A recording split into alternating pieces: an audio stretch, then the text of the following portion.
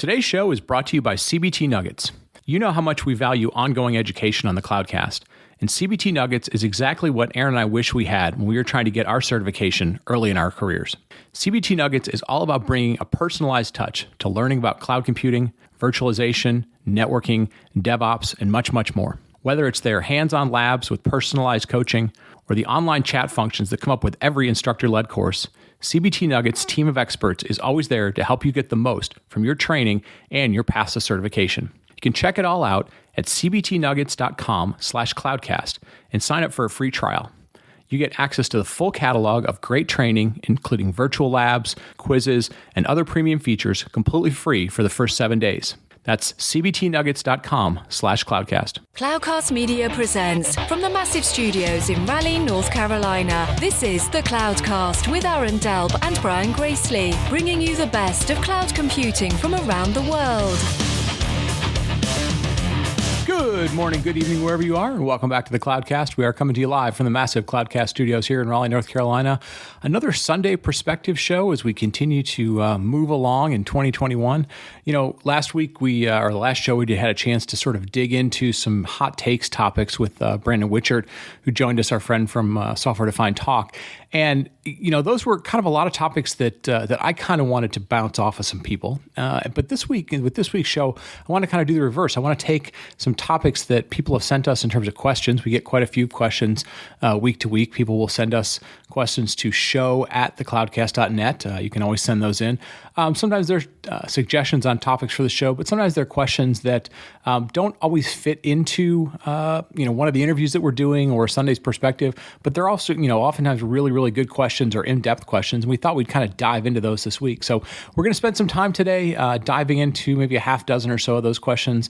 We can't get to all of them all the time. A lot of times we'll just respond back to you via email or DM or something like that. But we thought we would take 5 or 6 of these topics that we thought were very good, kind of dive into them a little bit, and kind of put some details out there. I think these are common questions that we see quite a bit about trends that are happening in the industry, change that might be happening, and just kind of how to think about things going forward. So we're going to get to that right after the break. Today's show is sponsored by WSO2. As we all know, software is eating the world. The digitization of day-to-day life is forcing companies in every industry to build fresh digital experiences or fade into obscurity. So how do you get started? Well, you turn to Choreo, a low-code integration platform that takes your ideas from concepts to production in only a few minutes. Choreo allows you to seamlessly move between low-code to source code, improving productivity and collaboration between full-code and low-code developers. AI-assisted development guides help you every step of the way. Choreo allows you to fully focus on building services, integrations, and APIs as the platform automates DevOps and API management flows. Choreo gives you the tools needed to lift any business into the 21st century. Ready to move into the digital age? Visit wso2.com/Choreo today.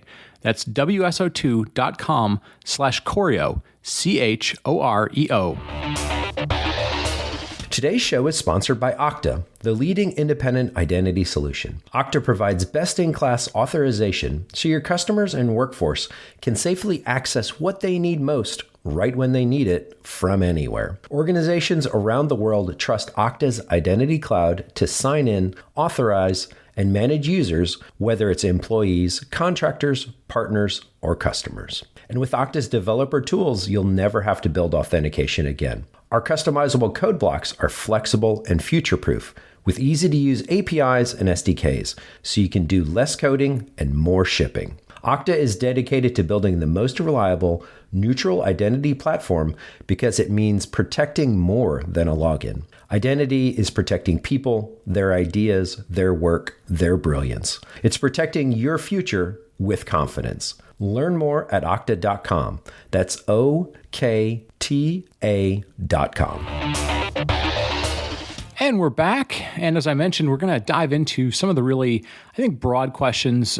We see a lot of duplicate questions that come in into what I'll call the mailbag. Again, show@thecloudcast.net. You can always send us questions and feedbacks and suggestions on topics and so forth. But I tried to take 5 topics. I think I took 5, maybe grab 6 questions on topics that we see quite a bit, some really good questions that we see. And I thought we'd kind of dive into these and sort of dissect them a little bit in more detail sometimes that we might be be able to get to on any given show or any given Sunday perspective. So let's start with this first question from Sam A., longtime listener Sam A. Thank you, Sam. The question is, do you expect to see any significant changes to the top, 4, 5, 6 public clouds over the next few years? So great question.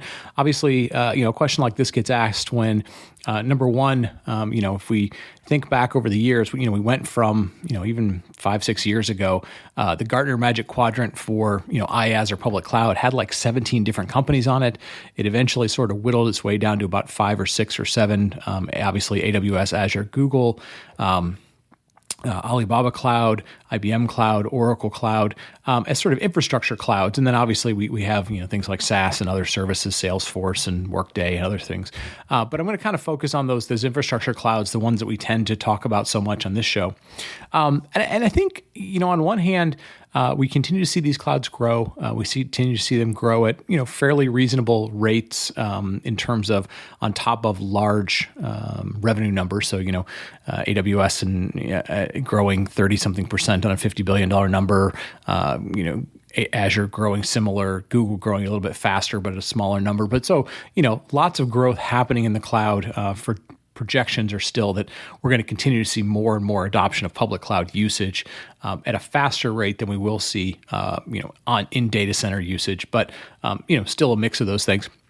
But I thought there was 5 or 6 things that are kind of worth keeping in mind as you're thinking about what the velocity may look like, or things that could, I'm not saying they will, but could become disruptive in this space. So here's sort of my list for things to maybe keep an eye on. So first and foremost, AWS has new leadership starting, I believe, July 4th. So both Amazon and AWS has new leadership. Brandon and I talked about that a little bit on the last show, and we've covered it a little bit in some of the cloud news of the week. But obviously, Andy Jassy, who has been the longtime CEO and was really one of the original creators or founders of AWS, is stepping up to take the big seat at Amazon. Adam Salimsky, who's coming back to AWS after about a 5 or 6 year stint at Tableau, is coming over to take over for that. So, anytime you have new leadership, there's always an opportunity that things could change.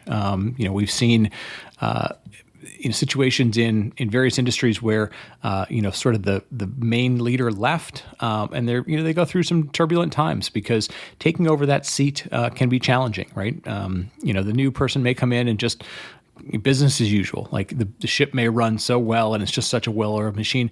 But then there's always a certain amount of, hey, I want to put my own spin on things. I want to change things. The new dynamics. People may decide to leave because they're not going to be in the top spot. So, AWS having leadership change should be sort of top of mind for a lot of people. Obviously, it's very difficult to fill in the shoes of somebody like Andy Jassy. The good news for Amazon is Andy's not going very far away. Obviously, he'll keep a very close eye on that, because if you look at Amazon's business, there are tons and tons of its businesses, but the retail piece is still the biggest piece. AWS is probably the largest profit maker, but also their advertising business is growing. And so, you've got to keep an eye on all those businesses, but the profitable side of the business is the one that obviously drives the stock price. The stock price continuing to grow is really important because of the way that Amazon and especially AWS compensate people. That's a huge part of the package. And so, success at AWS is really the success of Amazon for the next decade or so. So that'll be a really interesting thing to watch. From a Microsoft perspective, it's interesting to watch Microsoft slowly begin to capture more of the developer sort of native cloud experience, right? So we've seen it acquire GitHub. We're seeing more and more things happening with VS Code. We're seeing, kind of interesting things happening out of GitHub in terms of, actions and runners, and, you're being able to do more things in GitHub. So again, if you can capture the workflow of developers, if you can capture the tools of developers, and Azure can continue to sort of stay on par with AWS, we could begin to see a shift, especially as more and more applications get built new, as opposed to maybe lift and shift or other types of things. So Azure is just sort of quietly building this portfolio of things that have an opportunity to shift developer focus away from AWS, become the native tools, and they really haven't unlocked the sort of integration that Microsoft was always famous for doing on the Windows platform. but you can begin to see sort of bits and pieces of that coming together. And so again, both of these are in for the long term. They're both playing long games, but Microsoft making some very, very interesting acquisitions around the developer space and continuing to, evolve their stance on open source, evolve their stance on, integrations with developer tooling and so forth. So it will be very, very interesting to watch how that evolves. And obviously, Satya Nadella has, proven to be a very, very good leader at Microsoft, and also, he's a great example of, you had a huge presence in Bill Gates, made a transition to Steve Ballmer. Steve Ballmer made a very, very different set of strategic decisions than Gates might have done, tried to get into services and hardware and a lot of different things, missed the mobile phone thing. And so, I only highlight that as, leadership doesn't automatically happen. And so as we look at the AWS thing in the context of even something like the Microsoft transition from Gates to Ballmer to Satya Nadella, transition can happen, and we can see things, don't always move in a straight line. Doesn't mean that, the next AWS leader won't do very, very well, but it also doesn't mean that they're guaranteed success. So again, it's always good to know a little bit about history and sort of see what's happened in the past to sort of shape how you see things in the future. As we think about GCP, GCP continues to grow. It's interesting to sort of watch more and more how Thomas Kurian puts his fingerprints or his, persona on GCP. We're seeing more and more of them focused on industry solutions. We're seeing, I saw an article this week about them focusing very much on SAP. I think they're trying to become more of an enterprise company. Obviously, that's somewhat challenging to do it at Google, just because of the culture and some things that are there. I think the really interesting thing that's going to happen with Google is we are coming up on the mythical 2023, not too long from now, in which they've sort of been told, look, we're either going to be first or second place, or we're going to start to make some alternative decisions. So it'll be very interesting to see whether or not Google is satisfied with their third place position. They are still very much somewhere between a third and fourth place, probably third place if you look at revenue, but distinctly far behind third place from AWS and Azure. So it'll be interesting to see if they start to make some significant changes to improve that, or if they, decide to, as a company, go in some other directions in terms of, where they want to look at really big opportunities. Because again, if you're working at Google and you're not working on $10 billion types of opportunities, they're probably going to look for you to do some other things. I think the fourth thing that I had on my list was, edge computing is just beginning to take shape. We're seeing lots and lots of offerings in edge. And the reason for that is, as we've talked about it on previous shows, there are lots of definitions of edge. What does edge mean? Is it near edge? Is it far edge? Is it telco related? Is it enterprise edge related? Is it something new for, vehicles, for automated cars, for ships and transportation? There's all sorts of edges that are emerging. And, that's a space that isn't going to displace cloud, but it could create some new sort of emerging winners. It could create some new synergies and opportunities between what the cloud providers can do and what they do with their technology partners, their ecosystem, and so forth. So the edge is another one of these sort of adjacencies that could become very, very large in terms of, taking on a third, a quarter, a half of how big the cloud is. And in some cases, people believe the edge will be just as big as the sort of main cloud, if you will. So lots of opportunity there. And the edge is still very fuzzy because it is such a fragmented space. And then the last piece that, I think in the very near term, we're talking the next 2 or 3 years, that'll play a really big role is the role of governments, right? We're seeing a big push from governments around the world, in the US, in Europe, in different areas, in which they're starting to really question big tech. They're starting to question whether or not big tech has too much power, too much influence, around things like privacy, but also, its involvement in kind of shaping geopolitics. We're looking at beginning to see some things in the U.S. Congress about potentially creating some antitrust laws, some things that haven't happened in a long, long time. I know some people are familiar with, the antitrust that went on with Microsoft maybe 3 decades ago now. So that'll be an interesting thing to watch. I don't know that we'll necessarily see big changes in a couple of years with the government, but you are seeing momentum behind governments, not only here in the U.S., but also in Europe, and the two very, very large technology buying markets, not so much in Asia, but in the U.S. and others. Asia obviously has its own set of interesting fragmented implementation and policies. So I think that's something to keep an eye on, whether or not, I think the biggest area that may impact is whether or not we see more acquisitions or mergers of the tech, with tech companies in the short term, or whether or not there's sort of influence to stay away from some of that in order not to flare up more and more antitrust type of legislation or just kind of negative backlash that's coming against them right now. So great question, Sam A. Really thank you for that very much.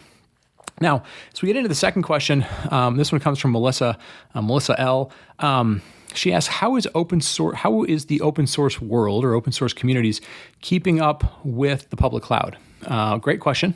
Something we have talked about on this show quite a bit, but I think sometimes we sort of fragment how we talk about it. So it's interesting to kind of dive into it in more detail. Obviously, we're seeing a couple of major trends, right? On one hand, we continue to see, we had Joseph Jacks on a couple months ago, really talking about open source investment. So from a VC perspective, from a financial perspective, we're seeing more and more investment in open source related companies, open source related projects than we've ever seen before. So as a whole, open source, the movement of open source as the sort of one of the de facto or partially de facto sources of innovation is still really robust, right? So, open source as a form of development is doing very, very well. And then, of course, we have to sort of think about the idea that open source isn't a business model, it's a development model, and various types of business models will emerge on top of that. So let's kind of look at some of the different things that are happening.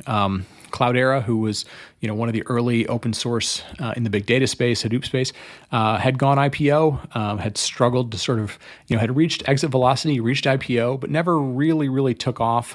Part of that was because the landscape around data science and ML and AI changed a little bit. So we recently saw Cloudera be acquired by private equity. That's going to give them some opportunity to sort of get away from the public markets, kind of breathe a little bit, maybe rethink and reshape their strategy.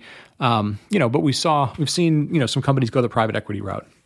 We did see IBM acquire Red Hat, and we've heard IBM continue to say that they are doubling down on their investment in Red Hat, that Red Hat's culture is reshaping IBM, that they're reshaping what they do around the IBM technology. So really strong endorsement of the Red Hat open source model, which is both open source from a development perspective, but also a little bit unique in terms of how its business model works. So we see that approach, and IBM's stock has been up 15% or so here in the last few months. We're beginning to see IBM reshape what they do, spin out some things, double down on open source. So again, that's another route to market that we're seeing with open source. We continue to see MongoDB continue to grow their Atlas business. So MongoDB, who's been a sponsor of the show before, decided that their database does very well, but they needed to have it as a SaaS offering. And for the last few years, they've been transitioning that business to more of SaaS offerings, MongoDB Atlas, and they're continuing to do very well. Their stock is up, their earnings continue to be up, and for all of the occasionally negative commentary on either Mongo as a business or Mongo as a licensing model or Mongo as a technology, they continue to outperform the market. They outperform expectations, so we continue to see that do well. Confluent, who's behind the Kafka project, another open source project, is getting ready to go IPO.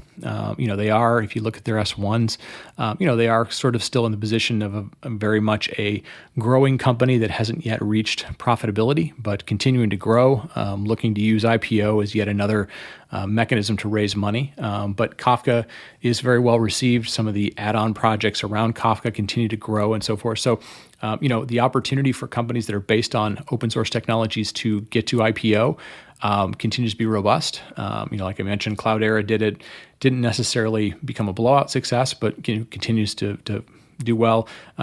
Confluent is trying to do that.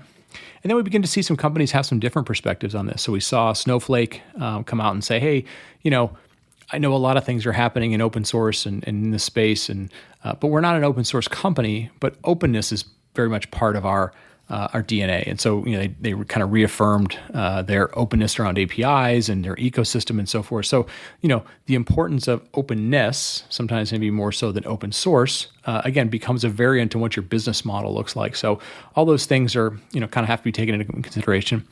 And then we've seen several companies, in particular, Solo.io, HashiCorp, Buoyant.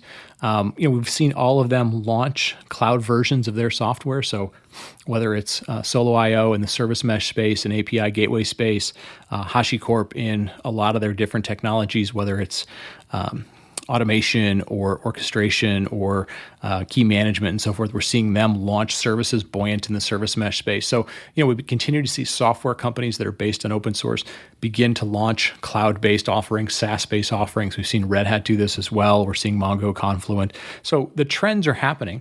But then obviously, the cloud providers continue to be both an opportunity for those open source projects, but also a competitor, right? And we've seen, we've begun to see some of the licensing wars happen, or the licensing battles, if you will, or relicensing to try and create some differentiation. The jury's still out as to whether or not those are actually doing anything in the market. And then obviously we're seeing the cloud providers double down on open source, right? In some cases, they're forking projects like Mongo, or they're taking over projects. In some cases, they're doubling down their contributions, they're doubling down their marketing. So it really is kind of a mixed bag. I don't think by any means we can say, it's been inherently good, inherently bad, inherently successful or unsuccessful. But we're seeing more and more creative ways to take open source, which as a community is growing very quickly in a lot of different ways, and then trying to monetize that through, as we talked about, lots of different business models. So again, very, very interesting space, complex space, but great question. Thank you very much, Melissa. Third question, any opinions, and this comes from our friend Sanjay, any opinions on a better way to reduce technical debt? Should we be looking at lift and shift, or should we be looking to modernize existing apps? I think this is a great question. And this is one that we probably could go on for hours and hours about. People have different opinions. I think when we think about technical debt, you're really kind of looking at two ends of a different spectrum, a same spectrum, right? On one end, are you trying to reduce cost and sort of the burden of maintaining something that's really important to you and it's just really, really expensive to do? Or are you trying to create velocity because that thing that, it's important to you needs to really evolve? And I think that's the first thing that you've got to figure out is am I trying to solve a problem around cost, or am I trying to solve a problem around velocity, right? Velocity and ability to change. And I think that's the first kind of factor that you need to be considering as to whether or not, how you're going to address your quote unquote technical debt, or, you could put this in the same bucket as like digital transformation, but think about it as technical debt. I think in the case of if you're trying to reduce costs, the second thing you've got to figure out is, am I trying to reduce costs that is tied to human costs? So it just costs us a lot of money in terms of people to maintain things or to develop things or to create new stuff. Or do we have a lot of cost in terms of the underlying technology? So software licenses or maintenance contracts or outsourcing and so forth. So that's the second factor that you really have to take into consideration, is to figuring out what are you going to try and go attack. And in attacking whatever vector that is, how much disruption is that, or how much, can you go and find a fully compatible free open source version of what you have, what you're paying for, it covers 80%, or are you talking about, hey, we have to reskill and hire 10 new people to do what was being done? So I think, you got to kind of look at those three or four factors first before you start to just say, hey, I'll move this to the cloud, I'll lift and shift it, or I'm going to have to refactor this application. I'm going to have to, for example, move from, Java EE to Spring Boot to maybe like Quarkus or some of these newer frameworks. You have to sort of think of both those things and look at all the different factors. And then I think once you have a way to measure those in some sort of way, the nice thing is, you can go out and sort of baseline, talk to different communities, baseline where you think you get the most bang for the buck. And then I think you also need to take into consideration, no matter what you choose, whether you sort of re-platform something or you try and refactor something, how much visibility you're going to get. Because one of the things about these kind of projects is oftentimes you get one shot at it. You've got to do a pretty good job of estimating and budgeting up front. And if you get it right, you're a hero. And if you get it wrong, it is the never-ending erosion of kind of confidence in your group or the centralized IT group or whatever that is. So, you're also having to be a little bit conscious and political, if you will, about, are we going to get some bang for the buck out of this? Are we going to get some visibility?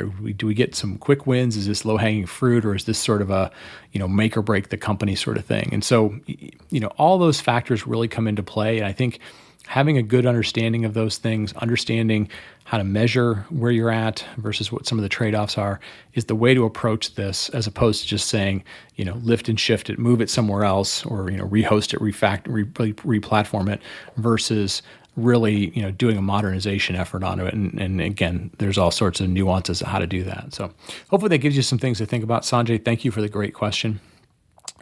Fourth question we had was, is the recent, and this comes from Thomas A., is the recent consolidation in IT training market a good thing or a bad thing? So very timely question.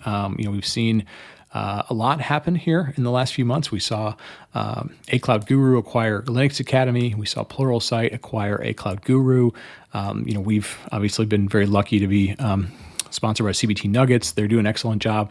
I think there's a couple ways to look at this, right? Obviously, anytime we see consolidation in the market, it oftentimes means that there's a lot of demand out there for this stuff. There's a lot of demand. There's an opportunity to bring things together. So hence why we see the acquisition happen. There's some efficiencies that can come together from consolidation. I think the best way to look at this is not sort of from a good or bad perspective. I think, if you'd ask Aaron and I, hey, the state of IT certifications and training 10 years ago versus where it is today, it is leaps and bounds better. It is just infinitely better. And the great thing is that, between on-demand labs, not having to build your own labs, being able to get things over the internet, being able to incorporate communities, being able to do things that are structured for certifications from anywhere in the world, being able to do them fairly low prices. I think that trend is really the important thing, not so much the consolidation piece of it. Because I think at the end of the day, it's easier and easier if you can carve out time, if you have the motivation to learn new things, to try new things. You marry this up with free tiers in the public cloud, and to me, everything about that is goodness. And I wouldn't get too hung up in the, does this acquisition do this or that? Because again, we've seen just so much innovation from these companies that get into training, even in the last 5 years, that, if the thing that you like sort of gets watered down by an acquisition, the odds are somebody else is going to pop up and do it as well. Because again, the cost of starting these things is lower than they always used to be. There are plenty of really smart people out there that are willing to do this kind of work, whether it's on the side or full time. And so I think, the opportunity for anybody as a practitioner continues to be great. The opportunity to take on new stuff or engage with a Coursera or whatever it is never been better than it was before. So look at this in a very positive light, I think. Good question, though. Fifth question, give me just one second. This comes from Michelle T. Are you seeing any post-COVID trends accelerating or gaining more traction?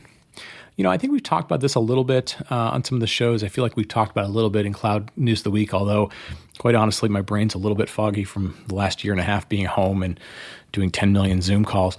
I think there's going to be some trends that will continue. I think the work from home trend, at least partially, if depending on, I think the insight we're seeing from a lot of companies is you will have the ability to work some from home. I think we're going to see more worker influence in terms of you being able to work remotely. So I think that's a good thing, right? There's lots of talent that's all around the world in different places, not just in Silicon Valley and Seattle and Boston and Austin and here in Raleigh now that we're a huge tech hub. But it's all over the world, and I think we've proven through technology and our ability to kind of get through these things that people can work these ways. Now, not everybody loves it, but I think that's going to continue to happen. I think we're going to continue to see an acceleration of usage of the cloud. I think that's, once these things begin to happen, we saw these types of things happen after the financial collapse in 2008. We saw more and more of certain technologies being used. In that case, it was like virtualization, and then things like virtualization, VMware took off like crazy. I think the cloud, got a big boost from the change that happened with COVID. And then I think we'll see some other nuance. I think we'll see a lot of people change jobs here as they come out of COVID, because people just, they're either pent up, they're looking for something new, they want change in their life, they want something fresh. I think we're going to see a lot of that. I think we'll see that. Like I mentioned earlier, I don't know how much acquisition we'll see. I think it'll depend on whether it's smaller acquisitions or things like that to happen. But I think we are seeing more and more companies who realize, like, I need to focus on forward-looking projects. So I think we'll see less and less about cost savings projects, and I think we'll see more and more about business changing projects and business transformation and being able to interact with your markets and your customers and your data differently than you did pre-pandemic. That'll be really, really important. So again, all great questions. Last question that we had, we've been going for a while. Thanks to everybody for sticking around for this long through these questions.